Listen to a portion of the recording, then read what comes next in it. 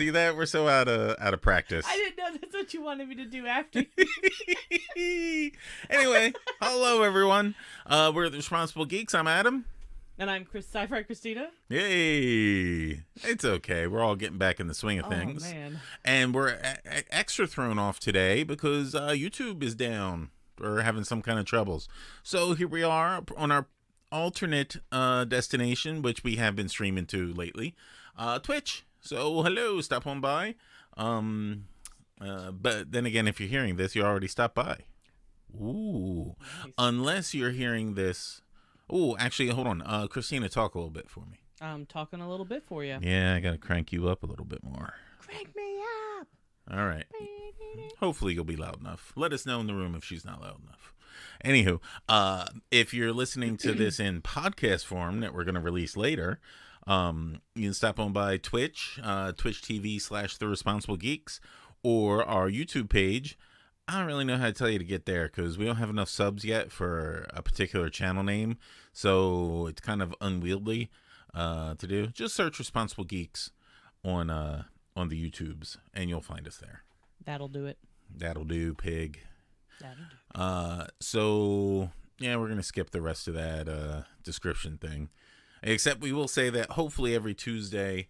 Oh no, look over here in the Twitch window. Our top is cut off. Mine isn't. In your Twitch window, it's not? Yeah, scroll down. Oh, snap. Oh, we're so big, I gotta scroll. Sweet. That's how we do it. This is how we do it. That just sounded terrible. Anywho, hi. So hopefully every Tuesday we'll do this. Hopefully we manage some kind of thing where this and Discovery, Star Trek Discovery don't cross the streams, because Tuesdays are night to podcast, videocast, and both shows are going to be on Sundays. So I don't know what we're going to do. What are we going to do? Just split the difference And never do any shows? and call it Threatened Who. Ooh. Anyway. All right, so let's see, check in over all the stuffs here. I think we're sounding okay. We're doing good. All right. I've already lost the card that told us how we do this.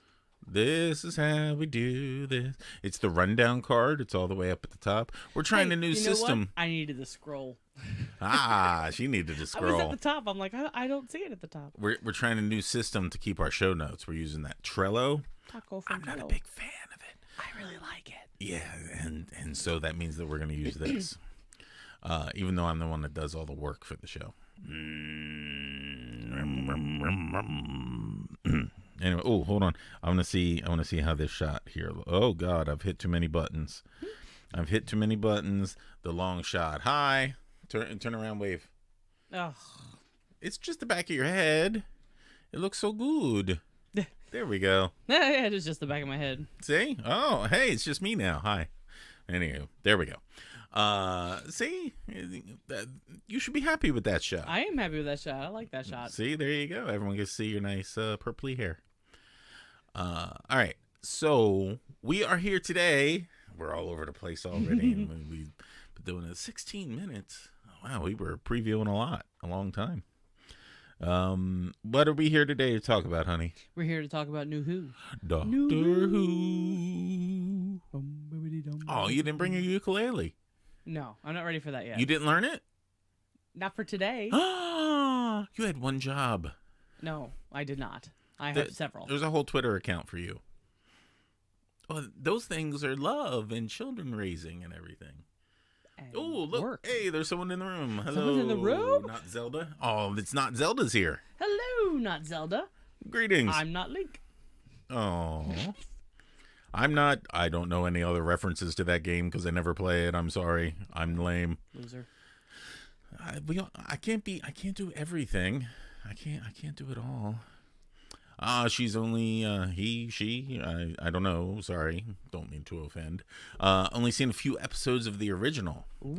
Well, see, now Zelda is a perfect time for you to get back in, because on BBC America you can get all caught up if you've got the cables. I know a lot of people don't these days, but they just introduced a new doctor. This one is Jodie Whittaker, And they have a new showrunner for this season. They're up to series 11 on the reboot, and she is the 13th Doctor. And the showrunner has insisted that there's going to be no old villains on, or he also insisted that there's not going to be a season-long story arc. And later on, we want to talk about that because it seems like they're setting up stuff. I feel like it, yeah. But maybe then again, they're just, just dropping little hints of weirdness. And, there's a difference between something we're going to revisit later and a true arc. True. So hopefully we'll see that.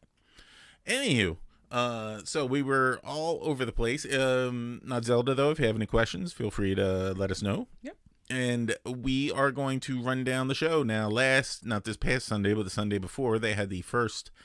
It was essentially like a 2-episode starter, right? No. Yeah, because it was uber long. Was it really? Yeah. It was. The runtime on it was pretty long. Oh, I didn't. Anyway, that's not really a big deal. Where we got introduced to all of our all the new companions and the new Doctor. So the companions. Oh, look at this! I have stuff for this. Pictures, GW pics, characters. We got introduced to Yasmin. And she is a police officer of some kind, right? And she wants a little bit more adventure out of life. And yeah, I think she's a new-ish, maybe not, but she's a new-ish police officer. Yeah, she's kind of looking to do like more exciting assignments. Aren't we all? Haha. And we also had spoilers, just in case, because we're gonna run down all the stuff. Actually, we can kind of go through this not spoilery at the beginning, and then we'll dive into spoilers, just so that way, if not Zelda's still here. Oh, looks like they're still here. Some people can watch the beginning of this and not get spoiled for anything, and we'll just give the intro-ness. And yeah, does that sound good? Sounds good. You all right there? Are you tuned into this at all? You're watching something else on your computer, aren't you? No, I'm watching us because I realized that where the camera is, I turned my head to look at you, and then I turned to look back at the camera, and I was like, oh, man. I thought all that was off. No, apparently alarms come through the thing. And I realized that, when I'm just looking at you, I wanted to see what that looked like, and I came back, and I looked like a goof, because I was like, it's like, oh, I gotta stop doing that. Oh, I did the thing too again when we're both looking the same, but there's no way where our camera angles are gonna work because I need to look this way to be looking at you. I don't care for spoilers. Well, meaning you don't care if you get spoiled or you don't like spoilers. So we'll try and remain spoiler free here at the beginning anyway. So another character that we met during the intro to this episode was Grace. Grace, and look, we can jump right over to Graham there also. He is these two are married, and Graham looks very dour there, very sad. That's no good. That's no good. Yeah, so those two are married, and that was Graham there. I love that second shot of him. He looks all excited. And this right here is Ryan. He is Grace's grandson. They don't care if they get spoiled. Okay. So that is Ryan is Grace's grandson. And since our guest here doesn't care if they get spoiled, we can say that Grace here didn't make it. It didn't go well for Grace. Nope. Someone had to kick the bucket because 4 companions and a doctor, that'd be a bit much. Yeah.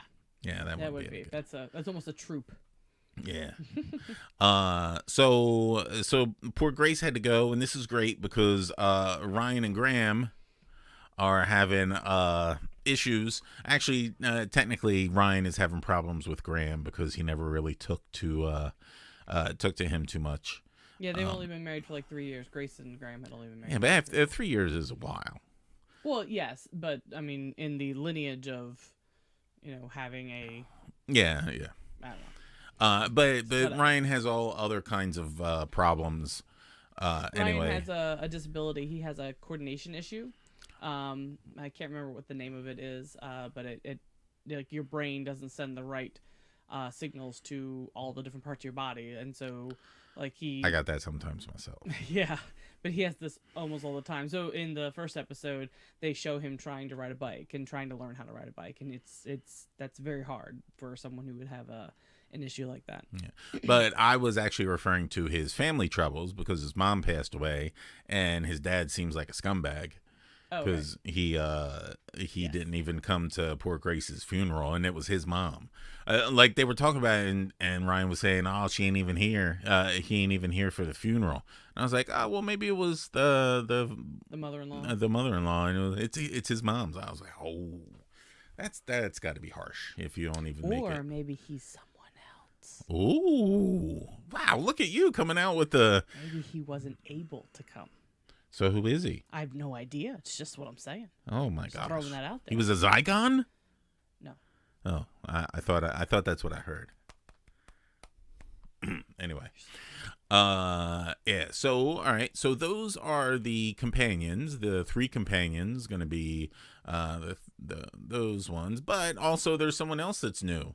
Oh, look at all the stuff on our Trello card about the Doctor. There's nothing written down. We're all going to have to fly by the seat of our pants.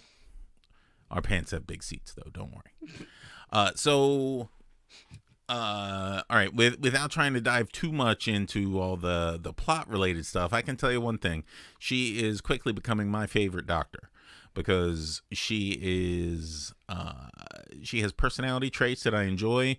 She seems like it's more hearkening back to the fun and full of wonder. Full of wonder and also full of chaos and energy Doctor. Yes. And nothing against Capaldi. I enjoyed him as a Doctor, but I also like different Doctors from time to time. But we have had this same type of thing. She looks like a mashup between Tennant and Smith. Smith, yeah. Yeah, exactly she seems like she's just mushing them two together. And being at yes. So I spent time watching bits of Capaldi's first episode, and I Capaldi's first episode where he slept the whole time. Oh no, Capaldi. I was thinking Tennant for some reason, but Capaldi did sleep a bunch. He did. She didn't have to sleep at all. Oh no, she did. Yeah. Yeah, that's right. I'm all over the place. Whee! So he was very concerned with like who he'd become and why he was who he was and why he looked the way he did. You know, he had this old face, and who would frown me this face, and look at these eyebrows. These eyebrows look like they want to seed and start their own country of scowlness. And like he was very critical of himself, and there was a lot of self-searching with his Doctor, and it was like that for those early episodes. He was constantly asking Clara like who he was and what kind of person he was, and I felt like that Doctor was supposed to be kind of the more serious scowly old man type, and that it was a direction to go in. It makes it not quite my favorite, although he did get, like, as he grew in the character, he got very doctory and he got very fun, and he had the same type of frenetic sense of like, okay, we're gonna go and do this now, and that was refreshing once he really started to get into that. Yeah, it took a little bit for him to get there with that. But what I really love about her is she literally kind of hit the ground running. Yeah. Like she fell into literally a situation and was able to roll with it. And even as she had to, as she was like searching for her identity, like during that and I love the way she described regeneration. That was a really neat window into how the Doctors were regenerated and how like basically like everything is just kind of, you know what it reminded me of, the way she described it? What happens to butterflies when they create a cocoon? Because they don't even know why they're doing it. They're just doing it. No, because they create the cocoon around themselves and then they basically like melt into nothingness and then create. And that was like how she described regeneration. Like the insides were just, her insides were still reformulating themselves, like forming all of their cells into the molecules into the organisms and everything. And that was really cool. But I felt like she's very unconcerned with who she became. And I felt like all the other doctors that we had watched, all the new ones, as they were transitioning, they almost always had some sort of comment about what they were going to become and where they had gone. And, like Yeah. even the war doctor said, I hope the ears are a little less big. And like each one of them, as they would regenerate, would say something about that. And she just was like, someone said something about her being a woman, and she goes, am I? Like she was not, she wasn't, she didn't seem to care so much about that. And I kind of like that. I like that she's just, there. She almost is just very pure in the doctor's mission. I'm here to help. I fell into a situation and I'm going to help. That's what I do. Here's one of the quotes I liked from her. There's this moment when you're sure you're about to die and then you're born. It's terrifying. Right now, I'm a stranger to myself. There's echoes of who I was, a sort of call towards who I am, and I have to hold my nerve and trust all these new instincts, shape myself towards them. Yeah, that's really good cool stuff. So that's I like how she has started. I like that she, but she, as she got confident in the sense of herself, she didn't doubt it anymore. Like as soon as she knew, like this was what I was, this is what I am, and there was no more of this questioning. And I feel like that's a real contrast to Capaldi. There was a lot of I feel like self-questioning. I got you. Not Zelda had to go to bed. Yeah. Good night. Yeah.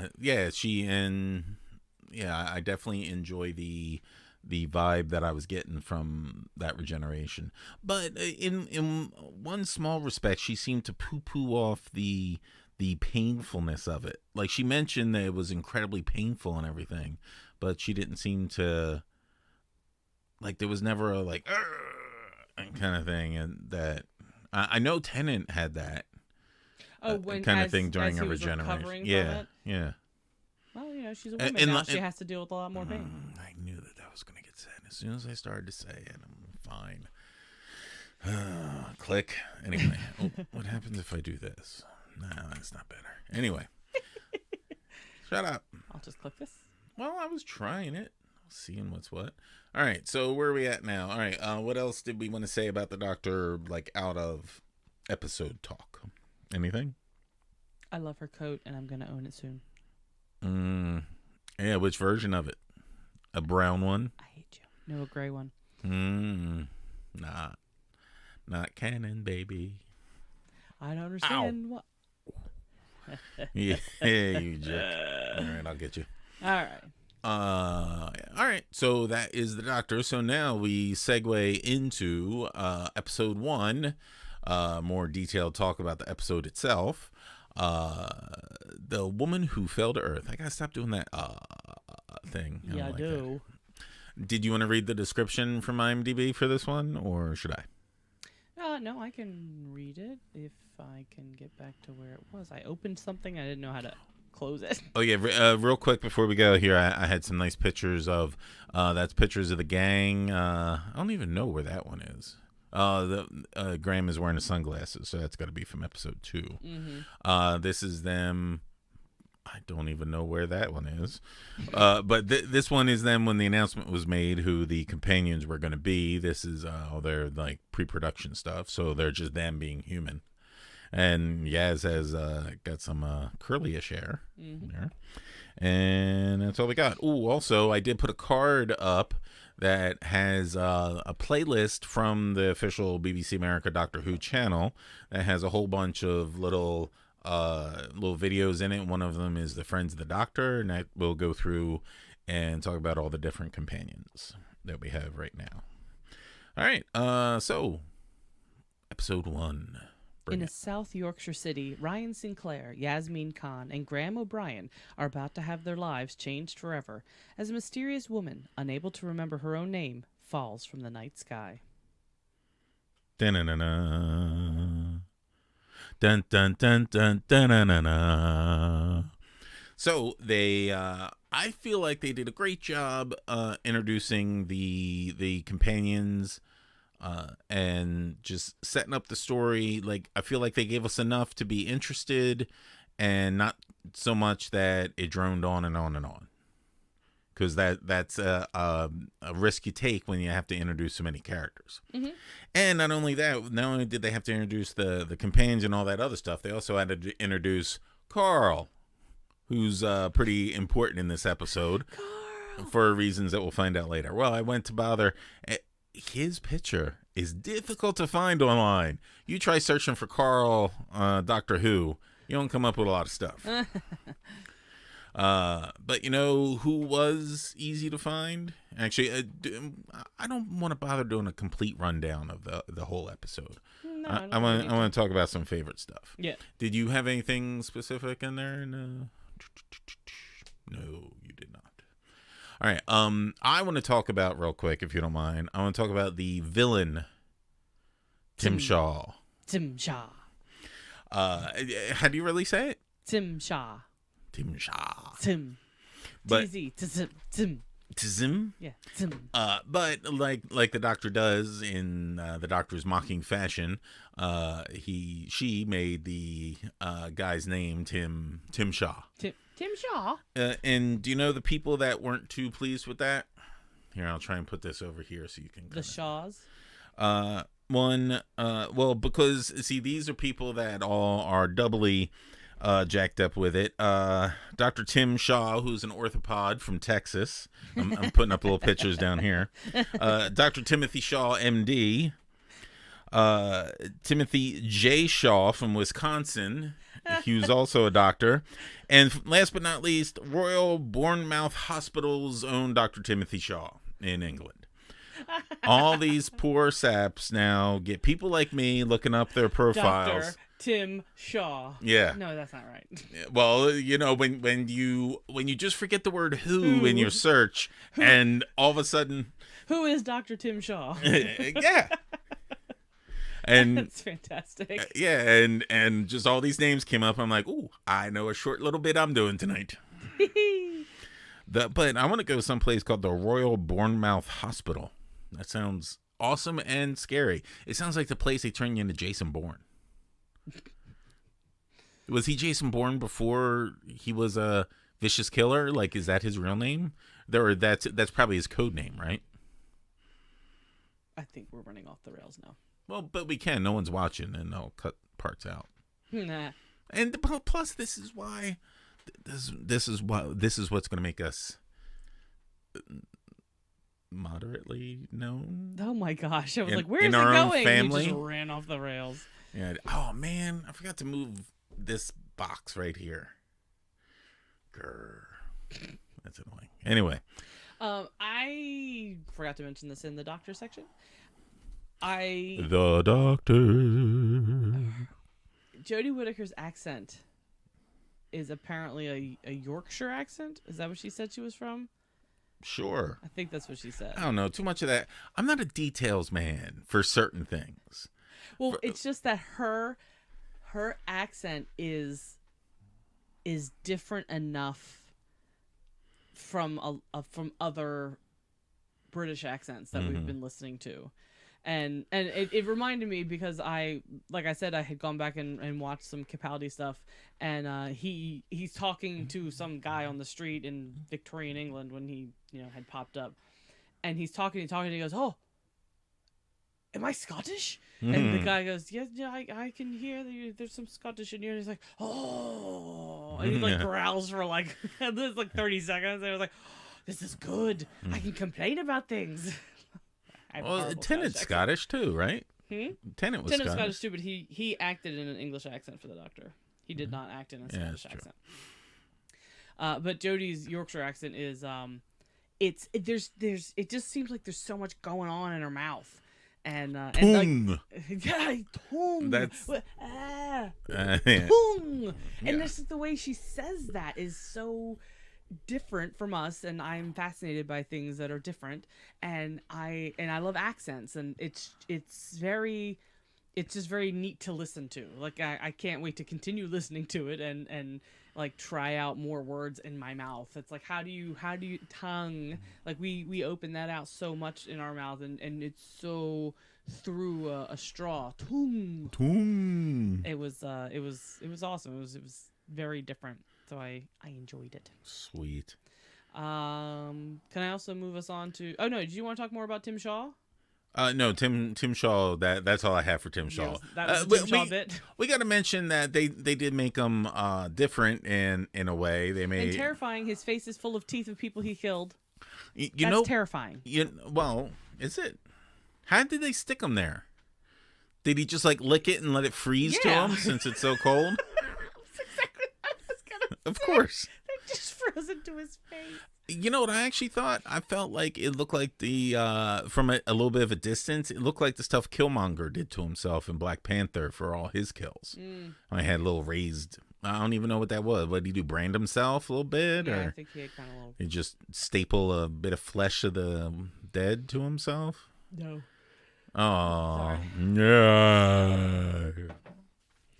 Now you got me on it, too. Oh, hello to the people in the room. We are here today talking about the Doctor Who Series 11, Episodes 1 and 2. We're just giving our thoughts and viewpoints on it. The Doctor Who podcast, we don't have a cool name yet. That's definitely something we got to work on. Because the Doctor Who podcast, you search for that, you're going to get 75 returns. And I still vote for Look Who's Talking Now. No. What was the other good one I had? I had a good one today that I liked. You ain't ever had a good one. Oh, burn. All right, we better move on. I'd like to move on to one of the neat things in that episode. Go where for it. She Go. created her screwdriver. Sonic screwdriver. Where we had the reveal moment where it came up like it was a piece of jewelry. And the thing, I just love this this shot here of her like behind it with it raised up. Oh yeah. So the sonic screwdriver. Do you want me to hit that thing over there and go to our other shot? Stand by. All right, boom. There we go. We got a overhead shot going. Dun dun dun. I still have that other picture in there somehow. Yeah.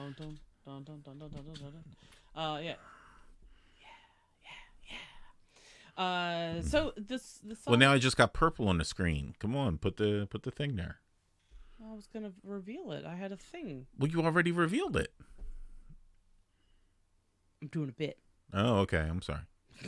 Well, actually, I'm like not a funny bit either. Oh, I'm hitting stuff now. Oh. So previous sonic screwdrivers. Ooh. The first through. Oh, you gonna throw it to me? I just figured you held it up. No. What? Well, it's good it wasn't on camera. Is this the only thing on camera right now? Yeah. Oh, fantastic. Yeah. Right, so, previous Doctors. Everyone has had a sonic screwdriver of one type or another. But the first through the 8th Doctors use them not as extensively as the new Doctors. They use them for everything. It has software. It has, it can scan. It can shoot stuff. The screwdrivers do a whole bunch of stuff. In the beginning, they just kind of used them to, open a door. That was pretty much it. The first and second used pretty much the same screwdriver. The third, fourth, and fifth all had a similar looking one. And we happen to have I'm not in the shot because I can't see the live shot. There we go. That's the fourth, right? This is very specifically the fourth Doctor's, which is Tom Baker. Liam just keeps calling him the guy with the really colorful scarf, and my brain just went to that. You could call him that. The fans will know. All of them, these three Doctors, all had a very similar with the emitter at the top, and this one you pull down. No, it didn't sound too bad. There. No. How? There you go. There you go. That's it comes out the bottom. Yeah. It makes all sorts of different sounds. Not all of ours are going to actually work because some of them children play with and they don't have batteries that work. Oh. Yeah, I didn't discover that until right before the show. That's sad. The sixth Doctor had his own. The seventh and eighth had a similar one. The eighth apparently got a second one in a comic. Like I think his got destroyed. Oh no. And then and then they gave him a new one in the Yeah, comic one. the eighth one they did a lot of like comics and a lot of these like audio stuff. Yeah. Audio theater. And then we get to the War Doctor, and we saw his screwdriver in the 50th anniversary, and it is. I don't remember what that looks like at all. It was very similar in color, with the silver basically, but it had a red diode at the top, red crystal. That had kind of gone to the emitter versions that all kind of came after that, without the like bullseye thing at the top. And we knew from the 50th that the War Doctors and then the 9th and the 10th were all connected through the same software. And so then the 9th and the 10th both had a very similar one with this. And now on all of them, they use them all. What part of that is missing? I think there's a little bottom bit, but this also extends like this. It goes,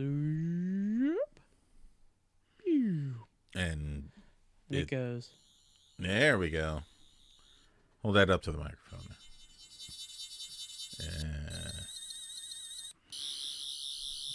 That's the one. That's the one. That's the one. That's the one. Yeah. And this one changed during the show. Because he would blow it up, he would get it, he would hurt it or something.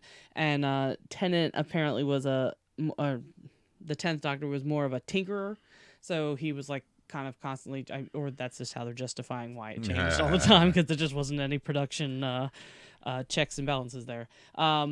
But that's this one, and that one I love very much. During Tennant's reign, we have a bonus driver. This is the Master's laser screwdriver. This one's not going to make any noise. It's a laser. Laser. Oh, is that the one that's out of juice? That's one that's out of juice. That's because that's the one that our son played with the most.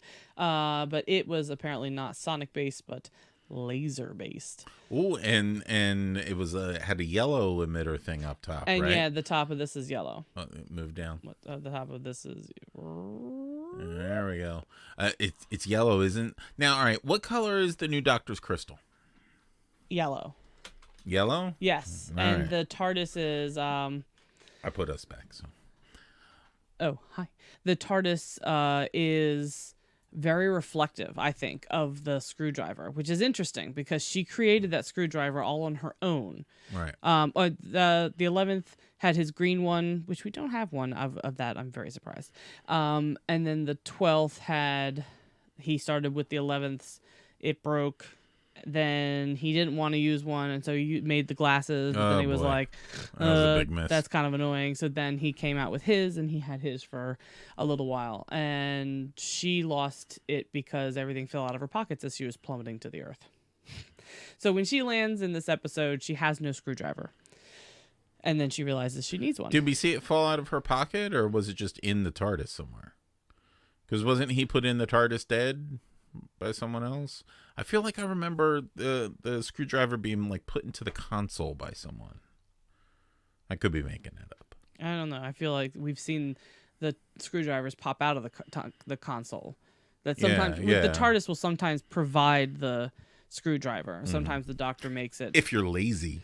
So all right, going back to the overhead shot. So she crash landed, had no screwdriver, and they come across Tim Shaw's escape pod, and it has these little crystals, and she's like, I know what I can do. I'm going to make myself a screwdriver. And so she melts down a bunch of Sheffield steel, which apparently they are very much known for their steel. Yes, I did a little bit of looking today. That's a thing. Yeah, that is a thing. And so she melts down a bunch of, mostly like spoons and knives, which is kind of funny because for a little bit, one of the Doctors had made a sonic spoon in a book. It was actually Capaldi's. It was the 12th Doctor in a book that had been released. He had he was in prison, and the warden or whatever had like incinerated his sonic screwdriver, so he had stolen a spoon from the galley and made a sonic spoon which was funny because then she made a sonic screwdriver out of spoons. I wish you had told me this before the show, because I would have found a clip of some hillbilly playing the spoons, like, and been like, yeah, that's a sonic spoon, all right. No. That accent was fantastic. Dick Van Dyke taught it to me. Yeah. All right, so here it is. This is her sonic screwdriver. No bad jokes, please. Huh. I just had one in my head. Nah. Did you see it? So hers has 2 buttons on it for the different sounds. This one is kind of the basic. Bright. Yeah, it is bright. It's nice though, and that makes that sound. And then the back button does this neat thing. That looks like that could be painful. Does hers twirl around? I don't know. I got to look closer. I guess it's got to, right? Well, they wouldn't make that. I don't know. Why not? The handle also rotates for her comfort in gripping it when she's using it. Well, I mean, and also, I am sure it's very interesting. Now, what I noticed is that we watched a special on her screwdriver, the actual prop one, and they had actually left on the handle here the Sheffield steel mark that was in like some of the spoons and stuff that she had. I'm surprised used. they didn't have that on the thing. I am surprised too. When I opened up the box, I'm like, "Ooh, I'm gonna look," and it's not there. But I thought that was kind of a neat detail that they used. I bet you that would have cost them like an extra $10,000 for the rights to it. They're like, "No, we won't do that." So this is hers, and I was excited to purchase it. That's a good one, and we're gonna have to keep our eyes on that one because our son wants to claim it as his own. Yes, he kept asking me like, "So when does mine arrive?" I'm like, "I did not order you one." Yeah. But I am going to be dressing up for her and cosplaying her for Halloween. You don't cosplay for Halloween. Well, that's why I said I'm going to be dressing up for her for Halloween, as her for Halloween, and I'll be cosplaying her when we do go to conventions and stuff. Oh, really? Yeah. You want to be one of those people? Yeah.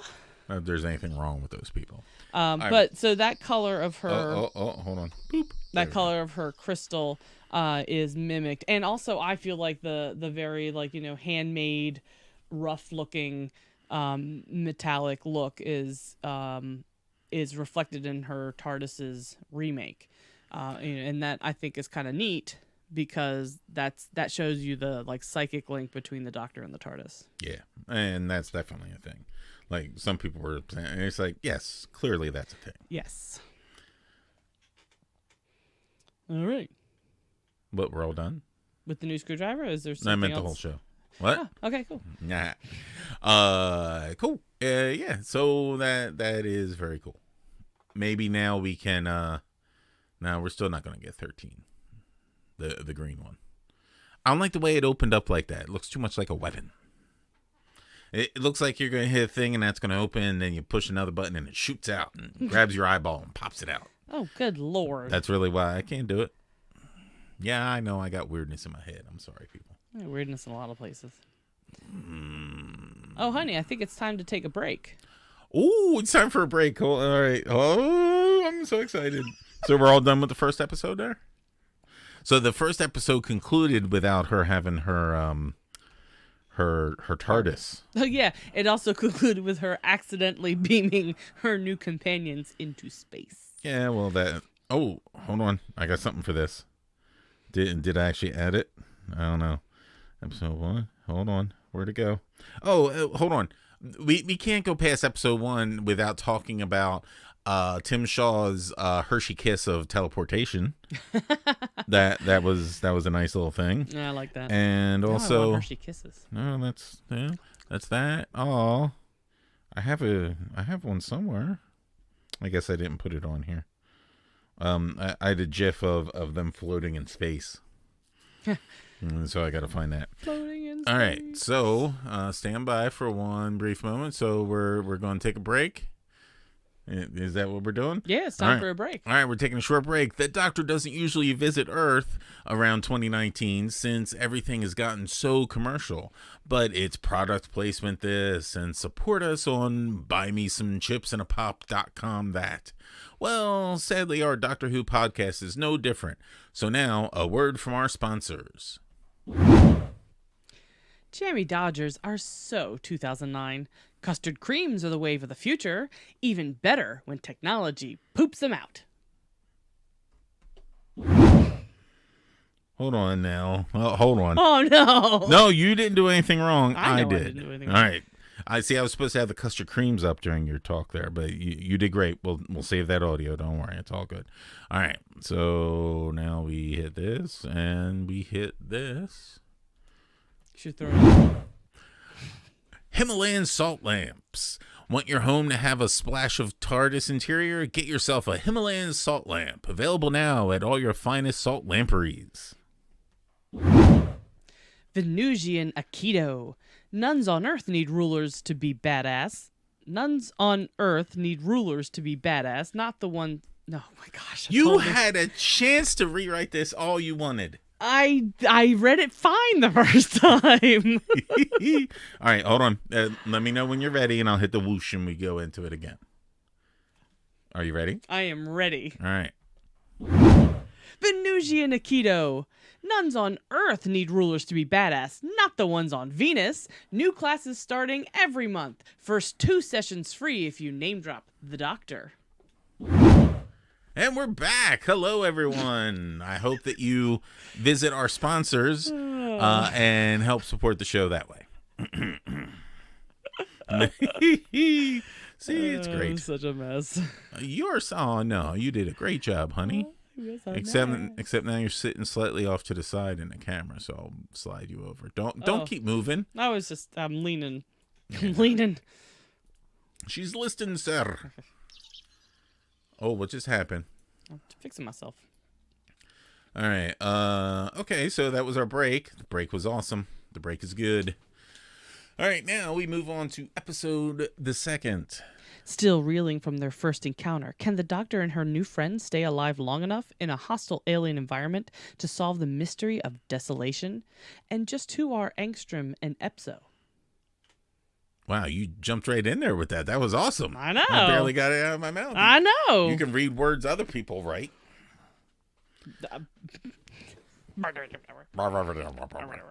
All right, so we're gonna we should save the big thing there right underneath in the description for the end there, since it happened at the end of the show. So in this one, so last episode ended on a cliffhanger thing, which it seems like they're going to do that for. No, they didn't do that this time either, did they? No. Okay. All right. Cool. But I love they did this again. They did it once in the first episode where like they were looking for this thing that Tim Shaw sent ahead. They didn't know it at the time. They thought it was something that was going to fight Tim Shaw. And one of the companions, Graham, got a call from one of his bus driver buddies saying something was going on. And so that scene ended with that. They had another scene without any of the companions or the Doctor. And then they come back and the companions and the Doctor have found the other alien and are in the middle of fighting it. And I love that kind of thing that moves the story along. You don't need to cover everything that goes on in a show. Like there's certain things that just can be like, all right, they're here now doing this, and we all understand what's happening. Just like that, this show starts off with they have been rescued by 2 different people, that half on each team getting rescued. And, it's not important. They're out in space. Someone detected some life signs and picked them up. It's to be expected. And I really enjoyed how they jumped into there. And you seeing the Doctor's interaction with the pilot. The Doctor got picked up by Epso, right? Epso, yeah. Yeah, because that was much more confrontational, and the Doctor's like, "We're all gonna die if you don't let me do this," kind of thing. Oh, hey, Yaz, everything's fine. Just sit down. It's all right. And we got to do something. So I definitely enjoyed that aspect of the thing, and I enjoy whenever they move the story ahead without having to slow it down. Yeah. And then what do we find out? Then we find out that Epso and Angstrom were the last two finalists in this like giant amazing race, basically. Amazing race in space. Ooh, nice. Yeah. That's basically what it was. They had to go from planet to planet and solve problems or mysteries, and we find out that the guy who... They had to solve problems and mysteries? The two racers? Or I thought it was just a race thing. Okay, well then it was just a race. I'm being serious. I miss stuff like that. To go sometimes. the gist I got was it was very similar to Amazing Race, where yes, every time they got to a new location, there was some sort of problem that they had to wade through to get to the next waypoint, and sometimes that involves mysteries.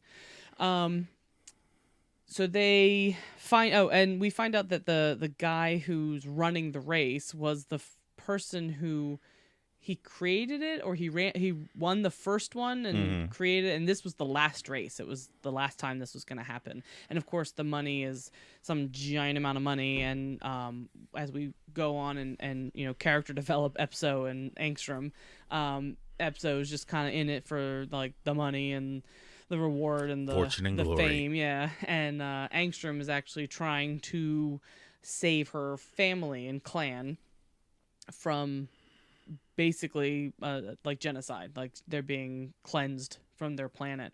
And then we go on even farther to find out that the ones who are cleansing them are the Senza. I think their name's the Stenza, which Mr. Shaw was a member of.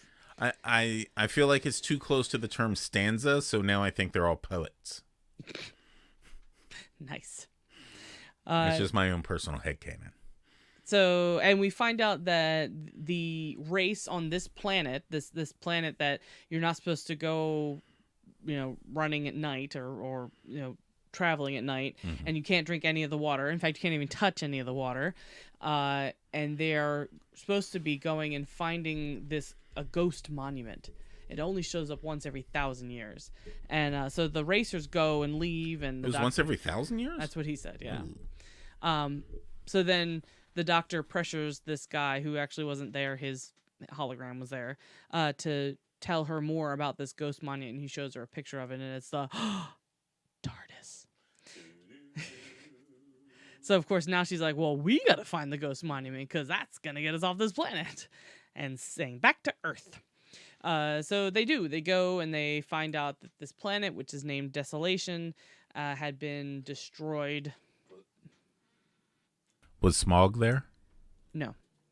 It was not the desolation of Smog. It was Smaug. Schmaug. And I liked it. It was a kind of a good old-fashioned doctor mystery, and she was very big on like, let's find out why, let's ask questions, let's explore. And I felt that was very much like her drive. Was she has the curiosity there. Yeah, she has the doctor loves mysteries. The doctor loves mysteries. And I ooh, a locked door. She even said at one point. These are my favorite. Yeah. My favorite, big locked door. And so I really love that. She has so quickly embodied, I think, what I love the most about the Doctor, this character that has now gone through 14 different actors. And I think that is so neat that each one of them gets to take these core 15. Who was the 15th? Well, the guy that played Hartnell in the flashback stuff. Yeah, but he was playing a specific Doctor. He was recreating how a Doctor had been played. I think it counts. Hush. Hush. And I think that she has captured this yes. so well, and this episode really showed her in that glory of solving problems without guns, and she was very big about how much she does not like guns, and many doctors previous have always been anti-gun, and I feel like some more than others. Some more than others. I feel like she mirrors Tennant a lot. Like, I really do feel like I get a real big Tennant vibe from her, which is great, because I loved David Tennant as the Doctor. He and Matt Smith are, like, when people say, like, this is my Doctor, talking with my hands too much. Yeah. A lot of people have, like, one Doctor that's theirs. If it's a more veteran Doctor Who watcher, a lot of times they'll say it's Tom Baker. Mm-hmm. And of the new ones, you know, whenever the people entered into the series, that tends to be their Doctor. And I entered when Matt Smith was on, but David Tennant, like, really spoke to me about, you know, he called me on the phone. He said, you know, I'm the Doctor. Yeah. And it's like, right, and I was, oh my God. No. She's lost her mind. I really have. I really have. I am running off the rails. Oh no, that's no good. It's a no good. But I will finish up by saying she is quite anti-violent. She has made a couple statements about justice and fairness and you know, being just violent enough when you need to be. Mm-hmm. And I love the way Ryan kind of learned the lesson of the Doctor is telling you this. You need to listen to her. Excuse me. Yeah, but see, I've always had the problem of the Doctors always preach no weapons, but the rest of us aren't as smart as she is.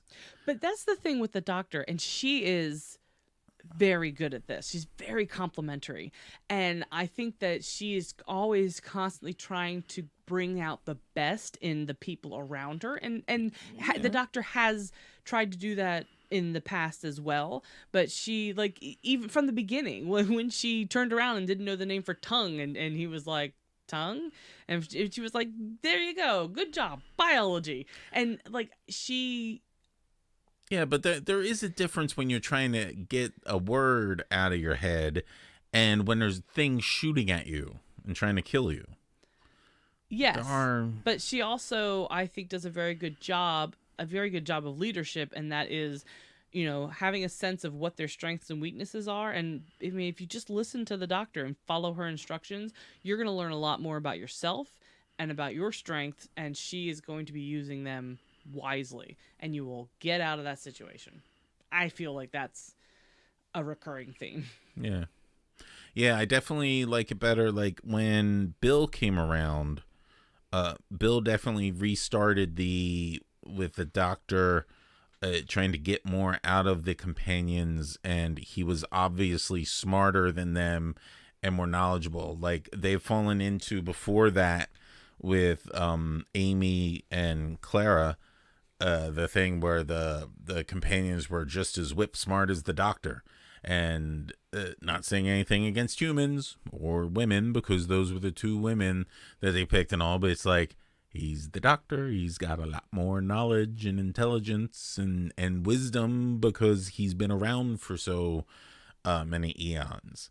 Yes. And I'm glad that they're getting back to that, where the Doctor is the one that knows all the stuff, and the Doctor is a more parental figure. Yes. Than an equal. I feel like a lot of Matt Smith and Capaldi also, the Doctor was always painted as such a tragic figure. Oh, yeah. Like they were still, or at least Matt Smith was still talking about like how alone he was and how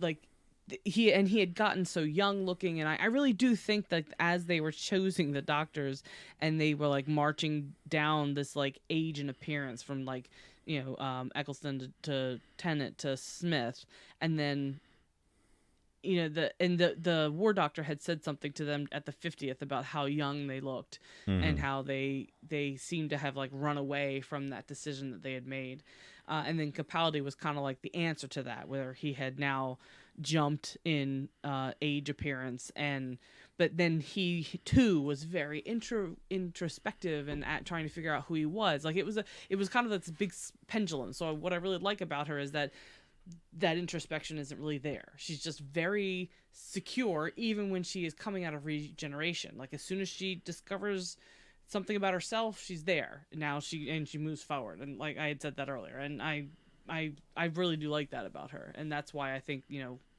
Just listen to her. Mm. You will survive. Well, I mean, it has only been like a day for these people. And also they're going through a lot. Yeah, no. And that's what I'm saying. But they're that's there why now. I said I like the way he learned his lesson. Yeah. There were no permanent scars, and yet he understood. Like, she was like, "This is why you grabbed the wrong thing. Yeah. Here's a weapon on the ground that we can use, without having to run out there and shoot." Well, but then again, he was also shooting inanimate objects. Yes. And things that weren't like sentient at all. Yes, and I don't think the character of Ryan would immediately grab something that would be going out and shooting. Although, I mean, if it was like a bunch of Tim Shaws, I could see him maybe just. Yeah, I could see that. But I really like. Do you mind if I hop in here? I did have something I wanted to finish up with, but I'm sure I've distracted her too much now. I'm sorry. Flown out. But you were all over the place. Something about there's in the trailer in the beginning of the season. There is an episode at one point where someone says, "Who's in charge?" or why is everyone listening to her? And they're like, because she's in charge, and they all like, Someone said, who put her in charge? Oh, that's and right. They said, and they went, we did. Yeah, they got there at the end of this episode when she was all defeated, and they were all they're a team now. Yeah, and that didn't take too long. Nah, well, I mean, you survive a killer planet, and you're gonna, Yeah, but see, I'm of the mindset that they were talking to her and trying to bring her back up because they knew that she was their best bet for them to survive another night that was about to fall on that killer planet. Exactly. Word. See what I mean? Just follow her. And what no one realizes is that, we didn't even talk about one of the killer things on. Do you mind? Are we good? I can go. Okay. Well, I just want to make sure, I'm trying not to step on you and everything. At least not all the way. So one of the things on this killer planet are these killer bed sheets. That's exactly what I mean, they should have been a little bit bigger, and they could have been like body bags and just zip you up and just go away. And they were cool. Like, they talked for some reason though, and were like super intelligent. And dropped. They were the ones that dropped one of the hints for the rest of the season. One of the hints for the rest of the season, they mentioned a timeless child. And it's like, there's all kind of speculation about what that is. I won't bother with any of that yet. But the other little seed drop was the Stenza. That it was also the Stenza that like wiped out their family and everything, and that had the scientists on this planet turning everything into a weapon. The water was like, it will eat you, and these loincloths of death scattered everywhere. That's the best. But see, I secretly think that the TARDIS landed on top of one of those loincloths of death, and it's going to like adhere to it, and when they get out, the next one's going to come up and kill someone. Nah, I mean, attack, yes, but kill, no. Attack! I like how she's got her Sonic out. She's doing all this, and nothing's affecting it. And what's her name? What was her name? Yasmin? Stegahorn, Smithageddon, the woman in this episode. Angstrom. I don't do names. Stegahorn. I thought it started with an S. Angstrom. See, you just rearrange the letters a little bit. She just goes and just cuts it with a knife, and it's done, and it squeals and leaves. It's like, this does nothing. Was it made of wood? Maybe it was. Yeah. Ooh. But and also harkening back, we were talking about the sonic screwdriver before. Two things. First off, I really enjoy how she does something, scans something, and then she actually takes a few moments to read the output. She doesn't do stuff like Matt Smith all the time. Oh, this is blah blah blah blah blah blah blah blah. There's no way he could get that much information just by a simple glance. She takes the time to look at it and read, and that makes me happy. But what doesn't make me happy is, I think she does kind of get up on it too. She was like, yeah. All right. I put you in full screen there. Uh-oh. Can you hold on? What? Sorry, I just watched myself do that. Oh, the thing. Yeah. All right. Can you do your best impression of Jodie Whittaker using the sonic screwdriver for us? I didn't know there was going to be performance. No, well, yeah. I don't know. Pretend that there's something coming in from the doorway and you needed to scan it. All right. That was not bad, but and she does like too much of a whoosh with her arm, and like there's too much of a pronounced arc. Like she's too flashy with it. For me, she's too much Tenant with it. Because Tenant definitely. Tenant was all, yeah. Tenant did that, but she like kicks it up to 11. This is just my personal preference. She can do whatever the hell she wants. She's doing a great job. Doesn't she kick it up to 13?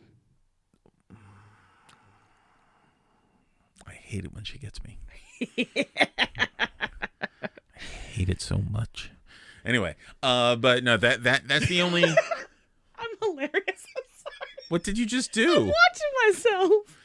Oh, you're 13. That's about the only thing I wish she would change about her character, her characterization of it. And I think it's a minor thing. It is super minor, and it doesn't mean anything, and I'll be totally fine with it if that's the worst that it gets. But I have to seem like I'm not fanboying all over the place. Fanboying. Oh man, we gotta we gotta wrap this up. All right. So the new TARDIS. Like I said, I think it's very reflective of her new Sonic. We've got the big crystal time rotor. Yeah. What? Apparently that's what that engine thing is called. Who the hell knows that? Me. Well, because you read an article, and where did they hear time rotor? Or did they just call it that in this article? I don't know. I assumed it was mentioned in books and stuff. So they have a big central crystal for the time stuff. And then the walls have that neat pattern, and I watched the video today on how they kind of came up with that. And I'm yawning again. Oh no, you're yawning again? So sorry, honey. And do you know what else that they have on this? Hey, yes? Look, the round things. I love the round things. What are the round things? No idea.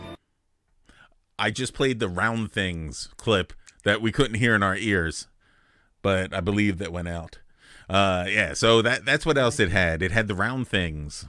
You think that on the wall. The pattern stuff is indicative of the round things? Yeah, because like they all have something like that. Like one of them, it was a little bit more hexagonally, but they've stuck with that for a lot of them. Not the Tenant one. I don't think didn't have his it, was but all very organic looking, and that's what I like. I like that kind of return to that, like more, molded, not so as they said in the video today, it's not so digital like Capaldi's and Smith's like rejiggered, and then Capaldi's TARDIS had that all very clean metal edges and Capaldi's was Gallifreyan around the top. It was very very modern machinery, whereas this is much more then this one also has a custard like cream dispenser. It sure does. I'm up for anything that does that. I've never even tasted one of these things, which is apparently her favorite biscuit, Jodie Whittaker's. Okay, yeah, like they came to her and asked. Yeah. Can I assume that we'll have a pack of those for next week's show? I will try and find them. Yeah. All right. I don't like the fact that it's a foot action that brings about a cookie, though. That's a little bit too Pavlovian for my liking. like I ran through the maze and stuff, and you're just like, oh, I need a cookie. And it's but if that's going to happen, then the dispenser should slide it down right here, so I can just. Oh man. Now I'm thinking if I could put a dispenser in here. Oh, good Lord. I don't think that heater vent over there gets used anymore. I could just slide a bunch of cookies in there, push a button, and like one comes shooting out. It'll hit you in the eye. Anything else to say about the new TARDIS? I really enjoyed the... I love the outer color. Is that what you're about to say? Yeah, that's what I'm about to say. The outer color, I did notice the outer color a little bit there when she was making sweet love to the front of it. I love several things about the new TARDIS. The outer color, how they reversed the white and black on the sign. I loved how emotional she was when it was finally showing up. That was so sweet, and the way she was talking gently to it and all, it was so nice. I forgot my key, baby. Come on, let me in. I really loved how now we actually have, like, the TARDIS, the police box is a thing, and the TARDIS entry point of it is on the back wall of the TARDIS, and, like, we have 3 walls of the TARDIS on the front part, 3 walls of the police box on the front of the TARDIS. And I really enjoy that difference there, because now in my eye they could put like a fake piece of wood there and have people just and think it's a regular police box. Yeah. And now any police box, people could think it's the real TARDIS, and they're gonna.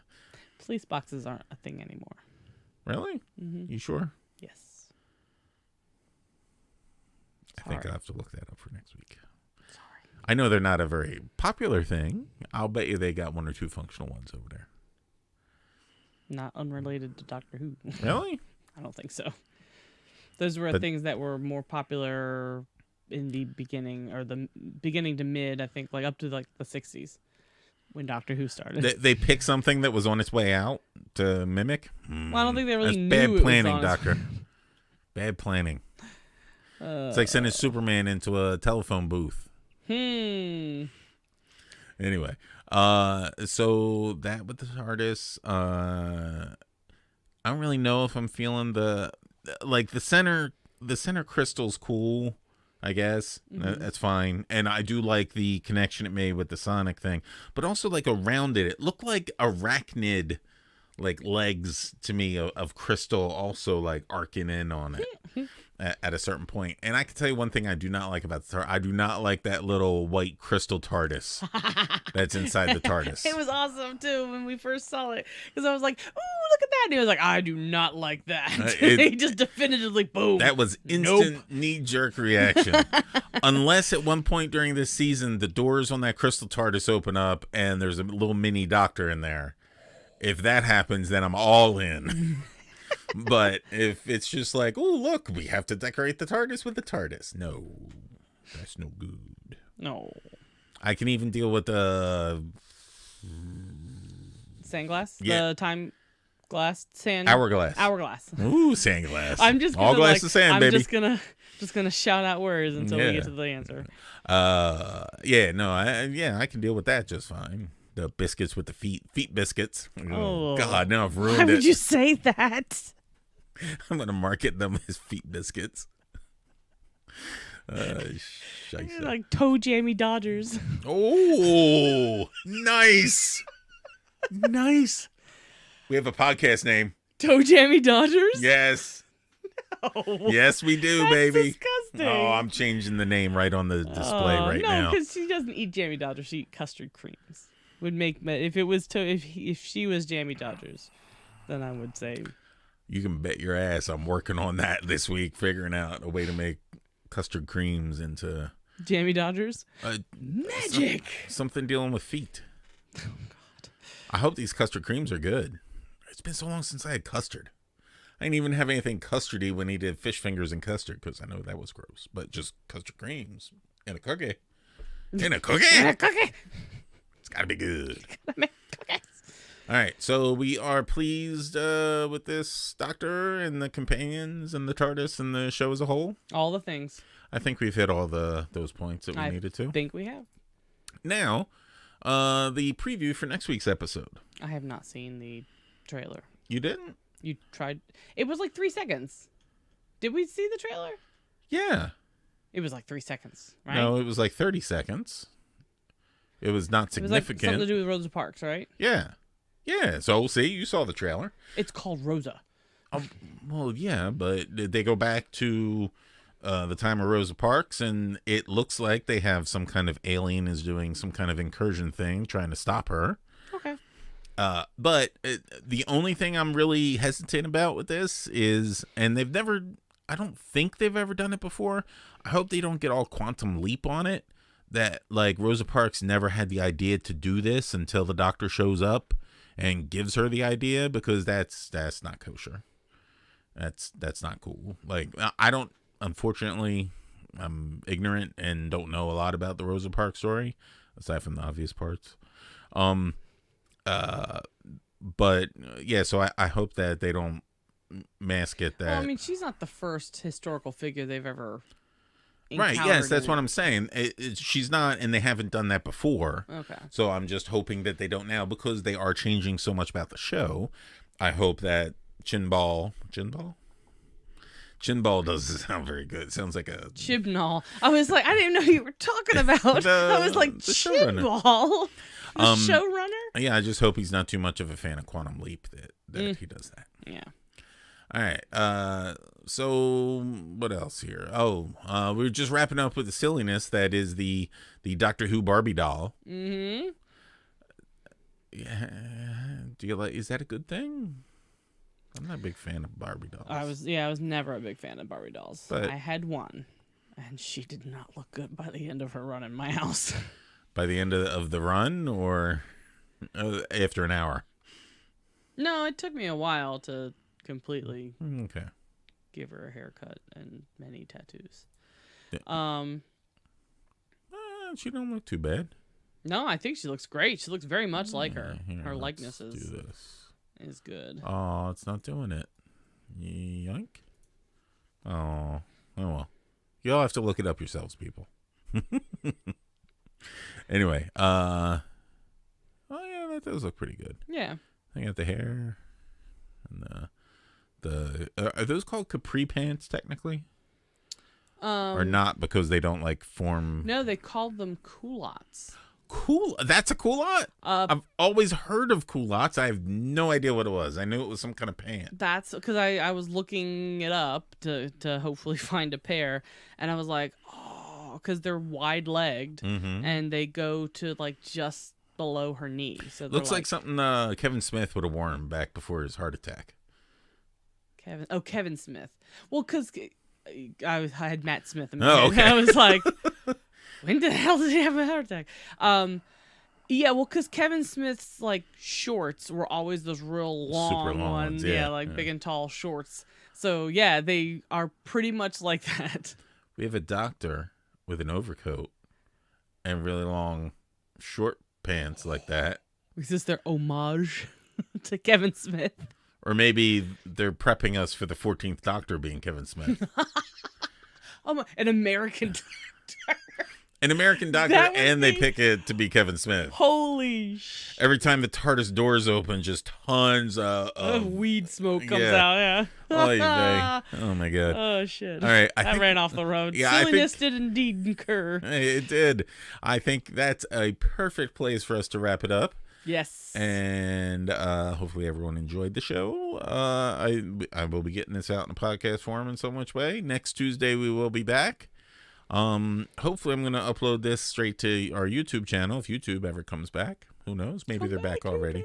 You got to figure it's been like an hour and a half now. Oh, not even an hour and a half. Wow, we really sliced it on in there. Good. Way to go, Team Dixon. Anywho. All right. Thank you all. Do we have some kind of sign off? Nope. That's where you should have cut it right there. Nope. Click.